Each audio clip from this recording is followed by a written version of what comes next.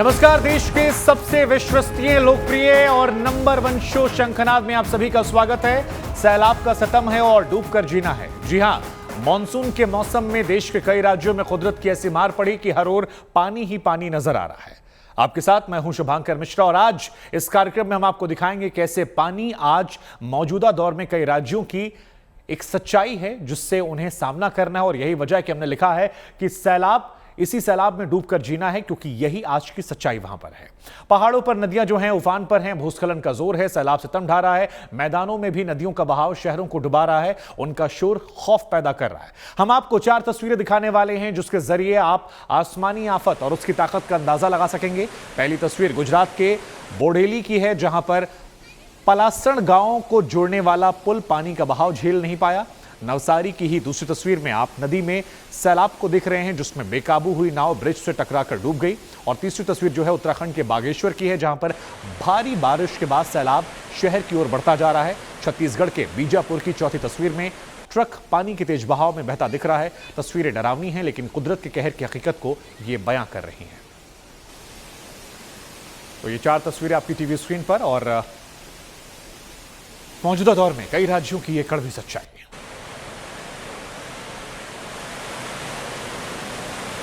तो एक बार फिर तस्वीरें दिखा रहे, देखिए कैसे ये पुल जो है भरभरा कर यहां पर बह गया, बीच में से ही पुल टूट गया। मेन पुल पर जबरदस्त मोटू गाबड़ू તમે જોઈ શકો છો મિત્રો। જોરદાર વરસાદને કારણે પબ્લિકના ટોળે ટોળા જોવા માટે ધોધમાર વરસાદ।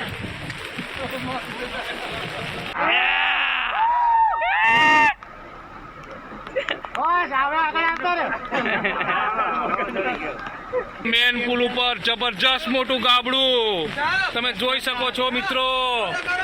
જોરદાર વરસાદને કારણે उत्तराखंड और हिमाचल के कई जिलों में बारिश ने कहर बरपा रखा है। भारी बारिश और लैंडस्लाइड के चलते मलबा सड़कों पर आ गया है, कई रास्ते बंद पड़े हैं, कई शहरों में सैलाब का सितम नजर आ रहा है।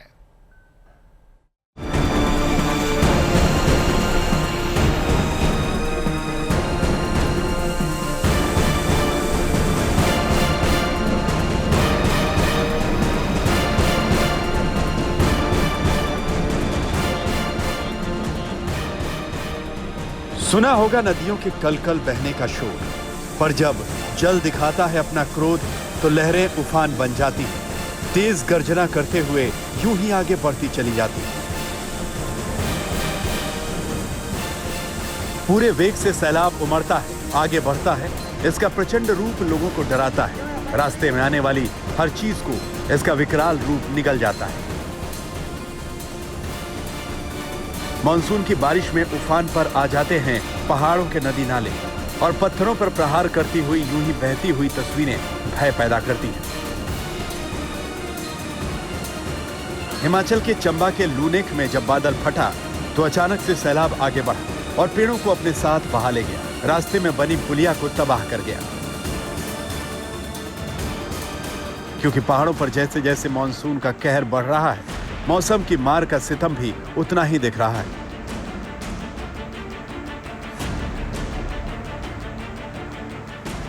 बद्रीनाथ जाने वाले चमोली के जिस रास्ते पर कभी तेज गाड़ियां दौड़ती थीं, उस रास्ते पर अब सैलाब नजर आ रहा है।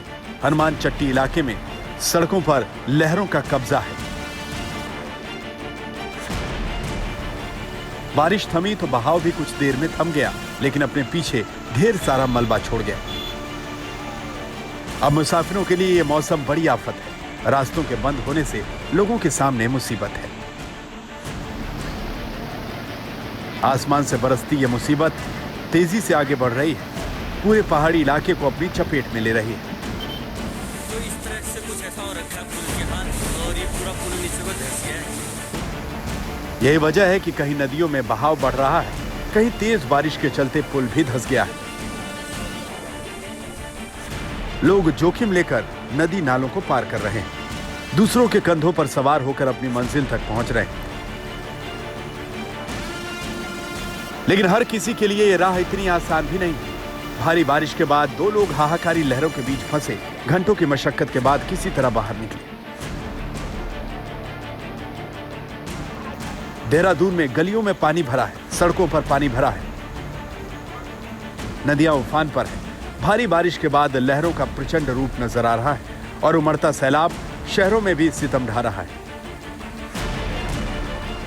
नदियां अपने किनारों को पार करते हुए शहर तक पहुंच रही हैं, सड़कों, गलियों और मकानों को अपनी चपेट में ले रही हैं। हरिद्वार में सड़कों से गुजरना दूभर हो गया है। कई अंडरपास में पानी भर चुका है। पूरे शहर की रफ्तार पर ब्रेक लग गया है। हरिद्वार की एक दूसरी तस्वीर भी देखिए। ऐसे हालात हैं मानो गंगा सड़कों और गलियों से होकर गुजर रही है। कुछ ऐसे ही हालात हल्द्वानी में भी हैं। यहां भी सड़कें पानी में डूबी हुई हैं। उधर रुद्रप्रयाग में अलकनंदा नदी उफान पर है तो ऋषिकेश में भी गंगा नदी चढ़ान पर है। दोनों शहरों में कई घाट डूब चुके हैं। स्थिति ना बिगड़े इसके लिए प्रशासन अलर्ट पर है।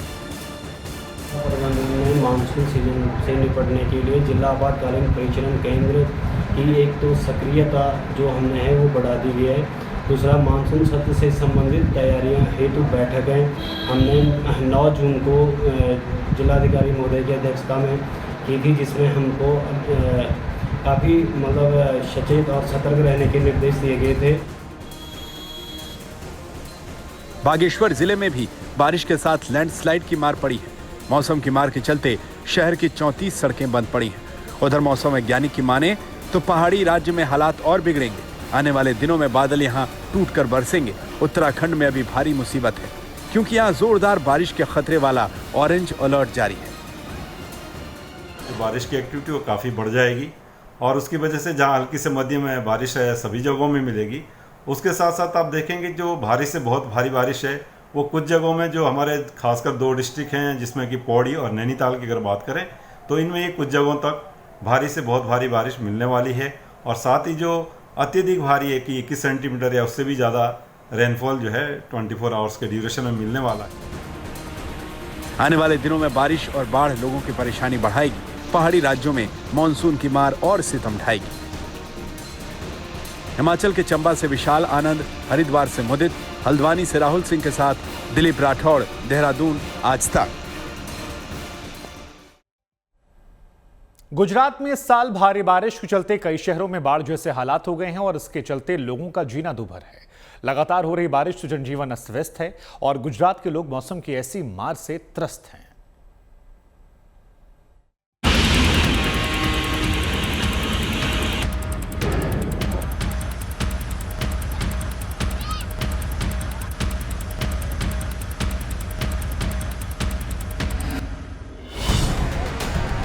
बारिश की मार ऐसी कि शहर शहर मौसम कहर ढा रहा है। सैलाब का बढ़ता सितम नाव तक को डुबो रहा है। ये तस्वीरें गुजरात के नवसारी की हैं, जहां भारी बारिश के चलते अंबिका नदी उफान पर है। लहरों की रफ्तार इतनी तेज है कि नदी में बह रही नाव भी बेकाबू हो गई। ऊंची लहरों के चलते सीधा पुल से टकरा गई।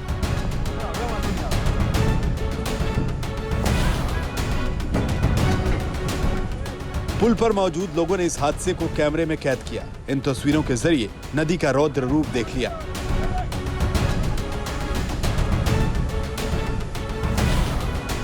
गुजरात के कई जिले इस साल खतरनाक बाढ़ से जूझ रहे हैं। कई जिलों के लोग मौसम की मुसीबत से रूबरू हो रहे हैं।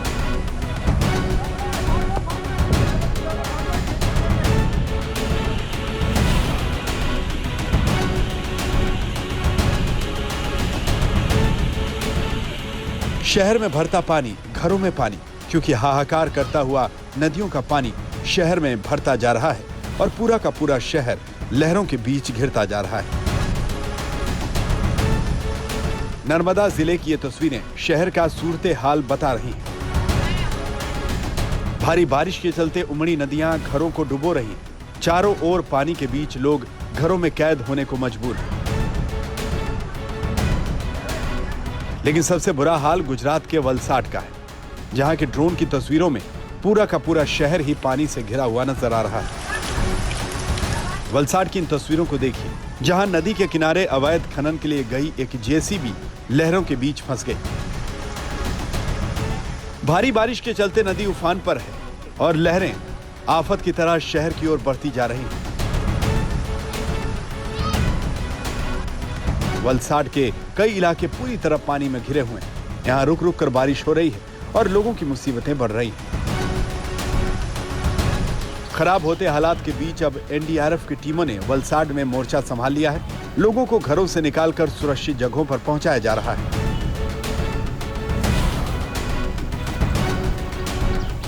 पानी के बीच फंसे लोगों तक खाने पीने का सामान भी पहुंचाया जा रहा है।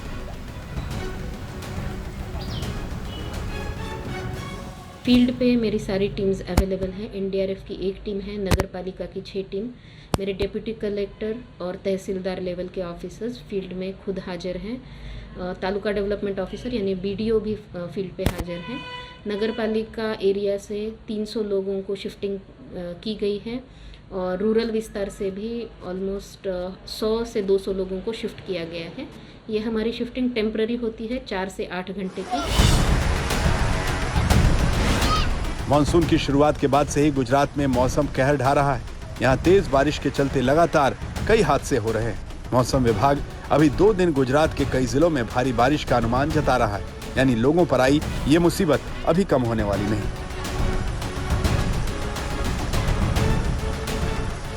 गुजरात के नर्मदा से नरेंद्र और वलसाड से गोपी घांगर के साथ आज तक ब्यूरो।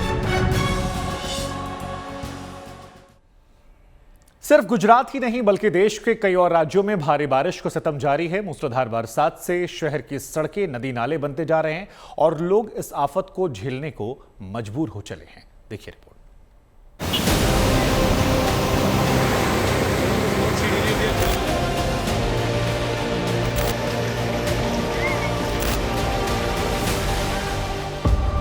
महाराष्ट्र से गुजरात तक बाढ़ का कहर, एमपी से पंजाब तक बादलों का कोहराम, रेतीले राजस्थान में भी बारिश का गदर।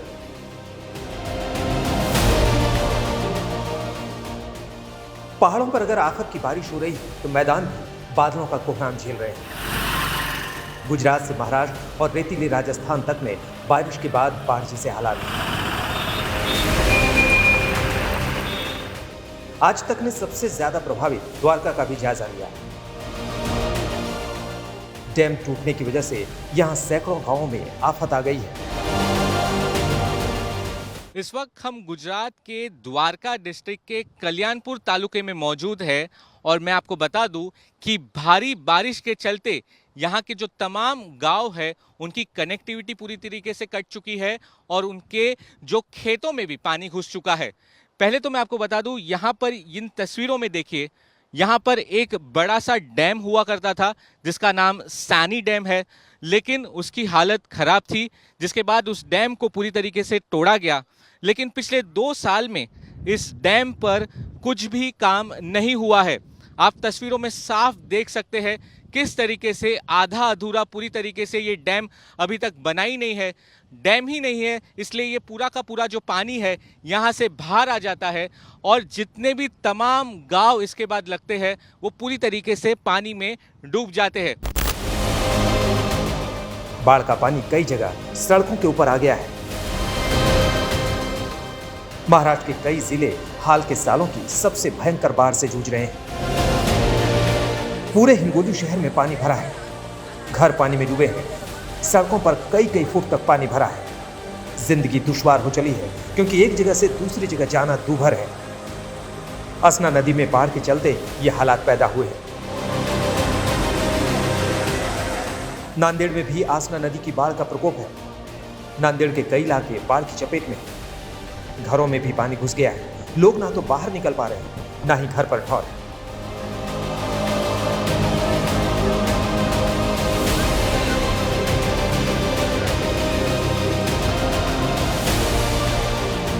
हाल तो बहुत बुरा है, सबके घरों में पानी घुसे वाला है और लोगों की बहुत परेशानी है। हर साल का ये ऐसा, कभी अभी तक कोई नगर सेवक आके देखता नहीं, कोई आते नहीं। हर साल गए नगर सेवकों को फ़ोन करे तो कोई नगर सेवक आके देखता नहीं। 4 नगर सेवक में से 1 नगर सेवक भी अभी तक कोई आके देखा नहीं। पीछे के गली में बहुत पानी है और रात से पानी घुसे वाला है अभी। और बोले तो क्या करना, लाइट भी चले गई, खाने को नहीं, पीने को नहीं, कुछ नहीं। अब कौन मदद करेंगे हमारी। बाढ़ से चंद्रपुर में भी हालात खराब हो रहे हैं। कई इलाके लबालब, घरों में पानी घुस आया है, दुकानों का सामान बर्बाद हो गया।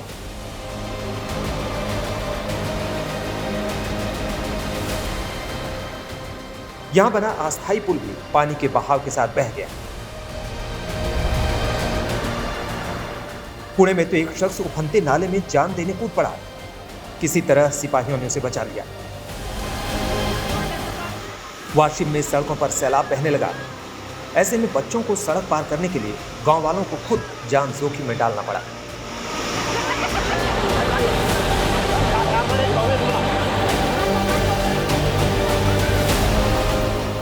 मध्य प्रदेश के खरगोन में भी बाढ़ के हालात हैं। लोगों की दुकानों में पानी घुस गया है। पूरा सर्राफा बाजार बाढ़ की चपेट में है। ज्वेलर्स को बाढ़ से भारी नुकसान हुआ है।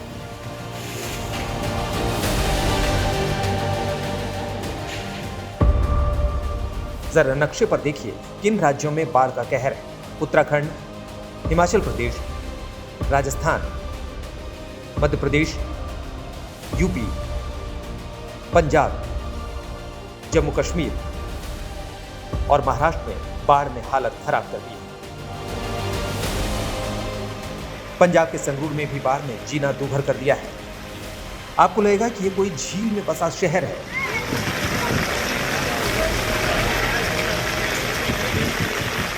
सड़कों पर 4-4 फीट पानी है। लोग डूब डूब कर चल रहे हैं। गाड़ियां आधी डूबी हुई हैं।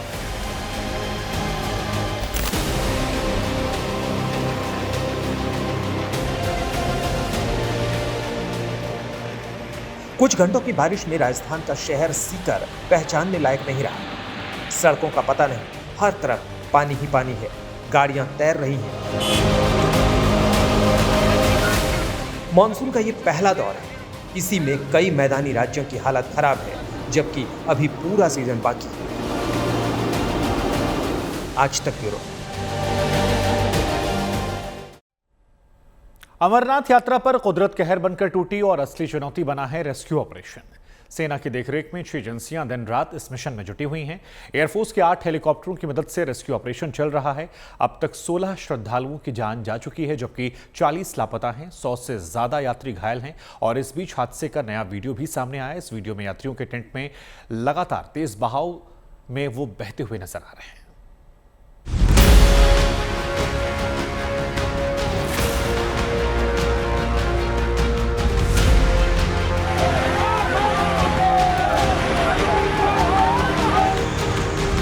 पहाड़ों से बहता सैलाब इतनी जोर से आया कि देखते ही देखते चारों ओर शोर मच गया। आसमान से आई आफत ने ऐसी तबाही मचाई, अमरनाथ यात्रा के लिए पहुंचे श्रद्धालुओं की जान पर बनाई। अमरनाथ हादसे का ये नया वीडियो त्रासदी से ठीक पहले की तस्वीर है, जिसने भारी तबाही मचाई।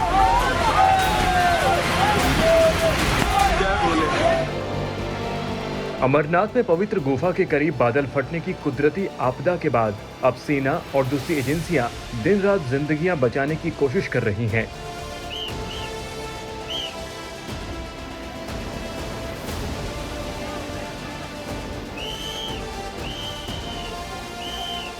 मलबे में लोगों की तलाश की जा रही है।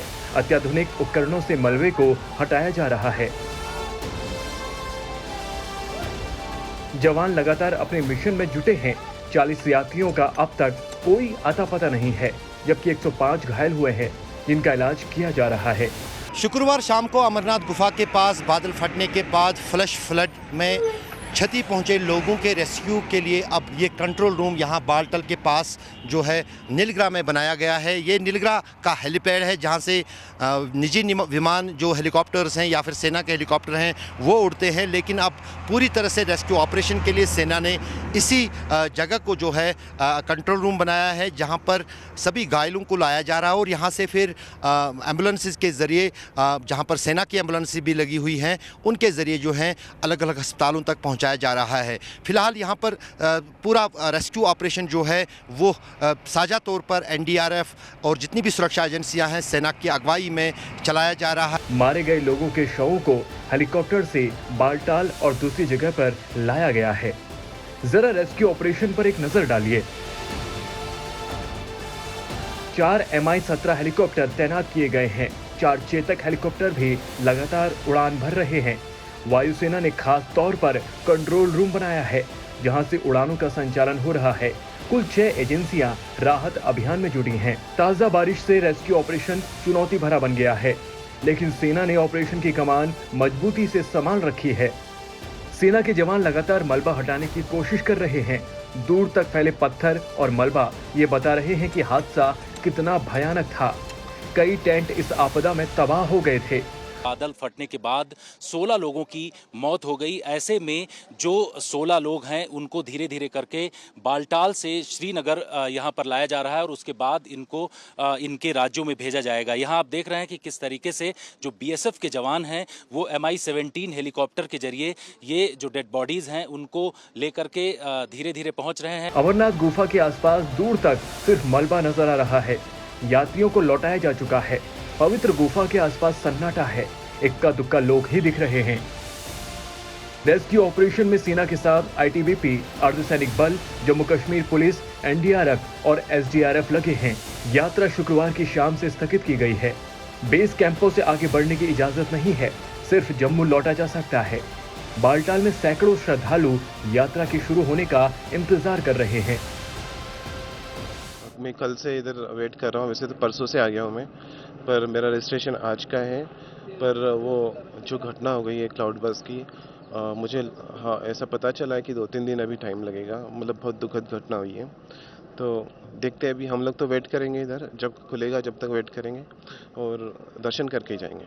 कल हम लोग आए थे यहाँ पे, आज की हमारी रजिस्ट्रेशन है और हेलीकॉप्टर की बुकिंग भी है, लेकिन अभी सभी बंद पड़ा हुआ है क्योंकि ये जो बादल फटा है इसकी वजह से काफ़ी दुखद घटना हुई है। जो इसका सभी को हमको बहुत ज़्यादा शौक है और हम बाबा बर्फानी से ये उम्मीद करते हैं और उनको अपना अर्जी लगाते हैं कि वो जल्दी से जल्दी ये यात्रा शुरू करवाएं और हमें अपने प्रशासन पर भी पूरा भरोसा है कि वो जल्द से जल्द ये यात्रा शुरू करें। इस आपदा ने देश के कई शहरों गांवों में शोक की लहर दौड़ा दी है।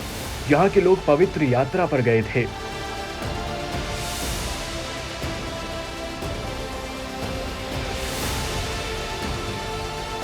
कानपुर से गए 14 लोगों के दल में से 9 ही लौट पाए, बाकी यात्री लापता हैं। राजस्थान के गंगानगर में इस घर में मातम है। शहर के 3 लोगों की इस हादसे में मौत हुई है। अब सभी दुआ यही कर रहे हैं कि रेस्क्यू ऑपरेशन कामयाब रहे और लापता यात्रियों की जान बच पाए। अमरनाथ से जितेंद्र बहादुर के साथ अशरफ वानी, आज तक। मां काली के पोस्टर का विवाद अभी थमा भी नहीं है कि उसमें नया मोड़ सामने आ गया। आज पीएम मोदी ने मां काली की महिमा का बखान करते हुए कहा कि मां काली का भारत पर असीम आशीर्वाद है। प्रधानमंत्री नरेंद्र मोदी ने वैसे तो किसी का नाम नहीं लिया, लेकिन उनके बयान पर सियासत अब जरूर गरमाने लगी है। स्वामी विवेकानंद जैसा ओजस्वी व्यक्तित्व, इतना विराट चरित्र, लेकिन जगन्माता काली की स्मृति में, उनकी भक्ति में वो छोटे बच्चे की तरह विह्वल हो जाते थे। भक्ति की ऐसी ही निश्चलता और शक्ति साधना का ऐसा ही सामर्थ्य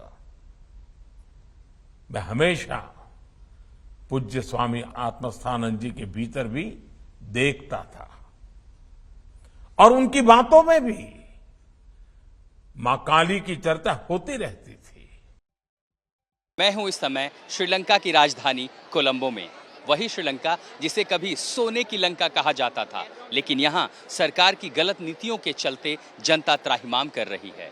वो भूख से व्याकुल है और इसीलिए आक्रोशित होकर सड़कों पर उतरी है। मेरे ठीक पीछे राष्ट्रपति गोटाबाया राजपक्षे का ये पैलेस है, जहां वो अपने परिवार के साथ रहते थे, लेकिन आज इस महल पर जनता का कब्जा है। जिस स्विमिंग पूल में गोटाबाया गोते लगाते थे, आज उसमें जनता जल क्रीड़ा कर रही है। जिस बिस्तर पर वो सोते थे, आज वहां श्रीलंका की जनता मस्ती कर रही है। इस बीच आज तक पहुंचा उस गोपनीय सुरंग में भी, जो इसी महल में अलमारी के पीछे छुपाकर बनाया गया है, जहां एक लिफ्ट है और संभवतः जो ये कहा जा रहा है कि जब प्रदर्शनकारी उग्र होकर राष्ट्रपति आवास की ओर बढ़े तो इसी सुरंग के रास्ते राष्ट्रपति गोटाबाया भाग खड़े हुए। सवाल ये है कि आखिर सोने की इस लंका को आग किसने लगाई, और जब अब आग लगी है तो आग बुझेगी कैसे? कोलंबो में मचे सियासी घमासान के बीच आज तक ग्राउंड जीरो पर डटा हुआ है। आज तक संवाददाता आशुतोष मिश्रा राष्ट्रपति गोटाबाया के बंकर में भी पहुंच गए।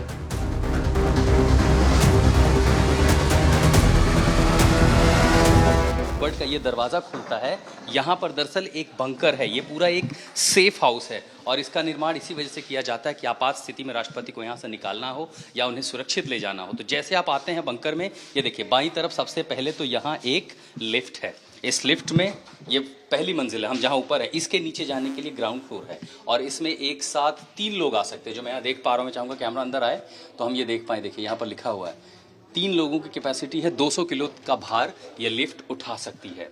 और जैसे आप इसमें जाते हैं, देखिए ये लिफ्ट है जो यहाँ से नीचे ले जाओ। कौन सोच सकता है कि एक अलमीरा से नीचे, और ये देखिए ये एक रास्ता ऊपर भी जाता है। माना जा रहा है कि राष्ट्रपति राजपक्षे ने देश से भागने के लिए इसी बंकर का इस्तेमाल किया होगा।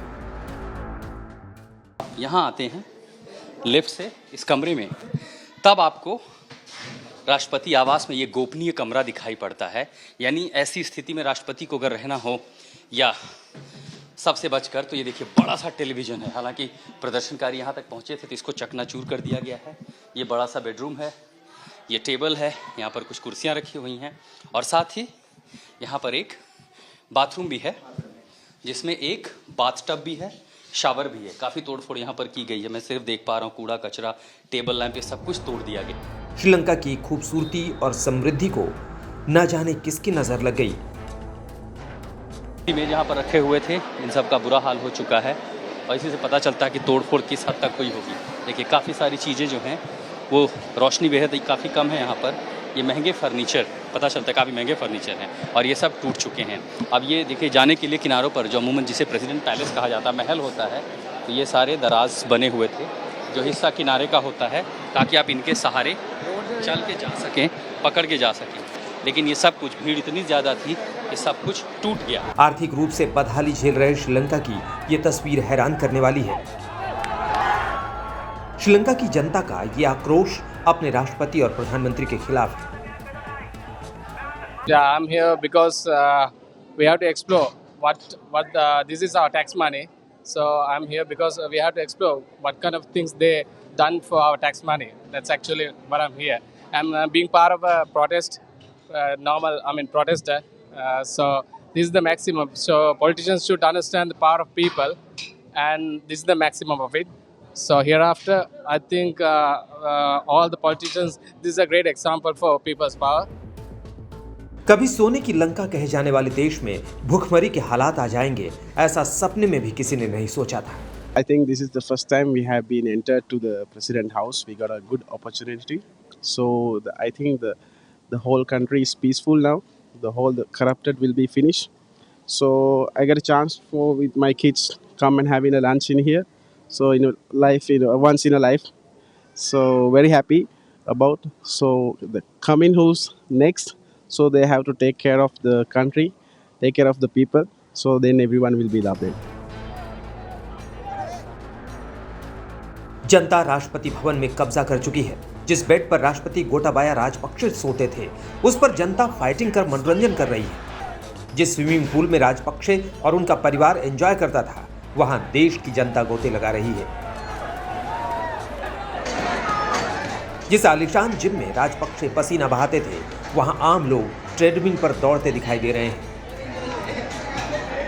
ये वीवीआईपी सड़कें मेरे ठीक पीछे कोलंबो की, जहां पर अमूमन आमतौर पर आप अपनी गाड़ी लेकर नहीं आ जा सकते, अब ये फ्री फॉल बना हुआ है। और राष्ट्रपति भवन, देश के पहले नागरिक का सबसे सुरक्षित ठिकाना, वो एक म्यूजियम बनकर रह गया है। ये पीछे सारी बसों में यहाँ की आर्मी तो है, लेकिन जितनी संख्या में कल यहाँ पर प्रदर्शनकारी पहुंचे, क्योंकि कॉल दिया गया था 9 जुलाई का और ये बहुत पहले से प्लान था, इस सुनियोजित तरीके से पूरा प्रदर्शन होना था और इतनी भीड़ थी कि किसी को अंदाजा भी नहीं था ऐसा कुछ हो जाएगा।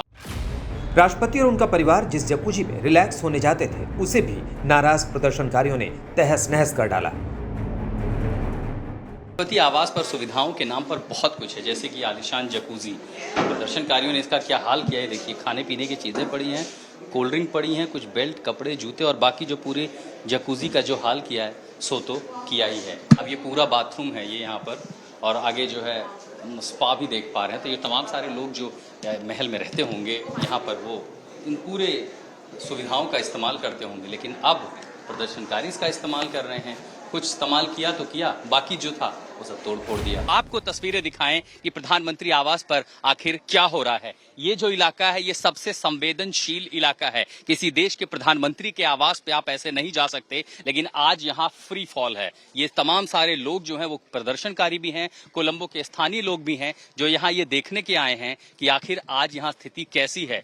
जो भी राजनीतिज्ञ थे, जो भी सरकार में बड़े कैबिनेट मंत्री थे, प्रधानमंत्री थे, राष्ट्रपति थे, उन सबको यहाँ से बाहर निकाल लिया गया। सवाल है कि आर्थिक बदहाली की वजह से डिरेल हुई श्रीलंका की आग कब बुझेगी और क्या राष्ट्रपति के इस्तीफे के बाद यहाँ के हालात सामान्य हो जाएंगे। कोलंबो से आशुतोष मिश्रा के साथ आज तक ब्यूरो। श्रीलंका की जनता में ये गुस्सा फूटा है राजपक्षे सरकार की आर्थिक नीतियों के खिलाफ। वो नीतियां जिसके चलते यहाँ जनता दाने दाने को मोहताज हो गई। एक संपन्न देश जिसके ऊपर $बिलियन का कर्ज चढ़ गया और अब चारों तरफ हाहाकार है, अफरा तफरी का माहौल है। गुस्से को देखते हुए तत्कालीन प्रधानमंत्री महिंद्रा राजपक्षे को हटाया गया और तब राष्ट्रपति गोटाबाया राजपक्षे ने रानिल सिंघे को प्रधानमंत्री बनाया। लोगों को ये उम्मीद हुई कि शायद नए प्रधानमंत्री और राष्ट्रपति की जोड़ी इस देश के लिए कुछ बेहतर कर पाए, लेकिन जनता के हाथ सिर्फ और सिर्फ निराशा लगी। आज भी किल्लत जस की तस है, हालात भयावह हो रहे हैं। लेकिन इस बीच एक बेहतर पड़ोसी होने के नाते भारत अपनी भूमिका निभा रहा है, हर संभव मदद मुहैया करवा रहा है।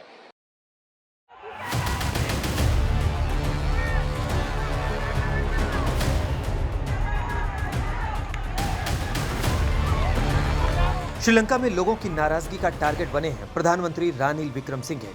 उनके घर में बीती रात भीड़ ने आग लगा दी। उस दौरान वहां जमकर हिंसा हुई, सुरक्षा कर्मियों को फायरिंग तक करनी पड़ी। पीएम आवास पर लोगों का लंगर लगा है। खाना पीना ऐसा बन रहा है जैसे कोई शादी समारोह हो। जो प्रदर्शनकारी अब यहाँ पर डटे हुए हैं, ये देखिए अपना भोजन पकवान भी यही बना रहे हैं। 2-2 का ऐलान है कि जब तक संवैधानिक निष्कर्ष या किसी नतीजे पर श्रीलंका नहीं पहुंचता, दुनिया के इस सबसे खूबसूरत आइलैंड मुल्क में स्थिरता नहीं आती, तब तक ये लोग यहीं डटे रहेंगे। हालांकि संकट की इस घड़ी में भारत सरकार ने मदद का हाथ बढ़ाया है। श्रीलंका का सबसे करीबी पड़ोसी है भारत। चुनौती भरे समय में श्रीलंका के साथ है भारत। $3.5 अरब की मदद कर चुका है भारत।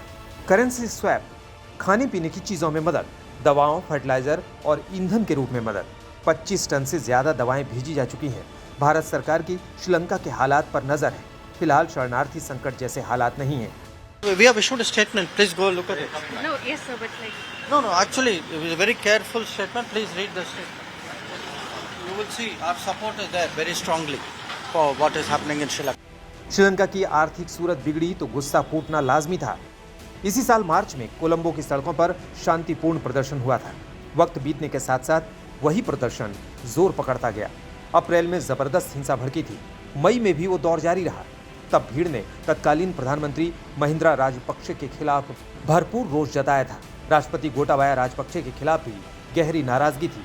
सवाल है कि अब श्रीलंका में गहरा चुके आर्थिक संकट का समाधान क्या है। श्रीलंकाई संसद की स्पीकर की अध्यक्षता में शनिवार को अहम बैठक हुई।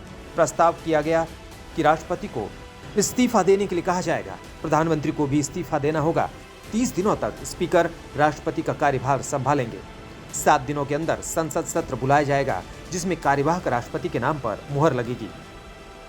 कैबिनेट की बैठक के बाद श्रीलंका के स्पीकर ने ऐलान कर दिया कि राष्ट्रपति गोटाबाया राजपक्षे 13 जुलाई को अपना इस्तीफा सौंप देंगे।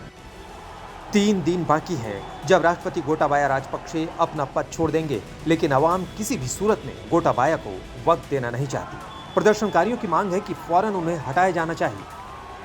आर्थिक हालात ऐसे बिगड़े कि उबरने का कोई रास्ता नजर नहीं आ रहा। ऐसे में श्रीलंका को एक संकट मोचक की तलाश है जो इस मुश्किल घड़ी में बेड़ा पार लगाए।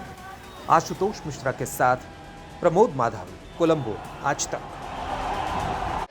कोलंबो से आशुतोष मिश्रा और संजय कुमार के साथ फिलहाल इतना ही। श्रीलंका की हर सियासी गतिविधियों के बारे में पल पल की अपडेट हम आपको देते रहेंगे। आप बने रहे हमारे साथ, लेकिन देश और दुनिया की हर खबरों के लिए देखते रहिए आज तक।